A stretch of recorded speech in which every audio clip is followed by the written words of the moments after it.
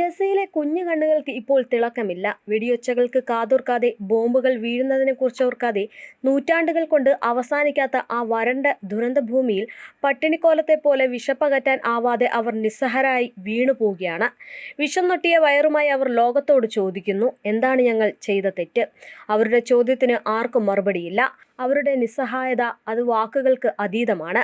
മൊസാദിന്റെ കിങ്കന്മാരും Benjamin Netanyahu എന്ന മനുഷ്യന്റെ സ്വാർത്ഥതയും അവരുടെ ജീവിതം ഇല്ലാതാക്കുക മാത്രമല്ല, മനുഷ്യത്വം എന്ന വാക്കിനെ കൂടിയാണ് ഇല്ലാതെയാക്കുന്നത്. വരും തലമുറ നമ്മളോട് ഈ കാര്യം ചോദിക്കാതെയിരിക്കില്ല. അന്ന് നമ്മൾ കഠോരമായിട്ടുള്ള വാക്കുകൾ കൊണ്ട് ഈ ദുരന്തം അളക്കും, മക്കളെ സമാധാനം പഠിപ്പിക്കും, മനുഷ്യത്വം വിളമ്പും. ഒടുവിൽ നശിച്ചുപോയ ഒരു നഗരത്തെ ചൂണ്ടി ഇവിടെയാണ് ഫലസ്തീനികൾ ജീവിച്ചിരുന്നത് എന്ന് പറയും. ഇസ്രായേൽ ഗസ യുദ്ധം തുടരുമ്പോൾ ബോംബാക്രമണങ്ങൾക്കപ്പുറം മറ്റൊരു വലിയ ദുരന്തം കൂടിയാണ് അവിടെ അരങ്ങേറുന്നത്: വിശപ്പ്.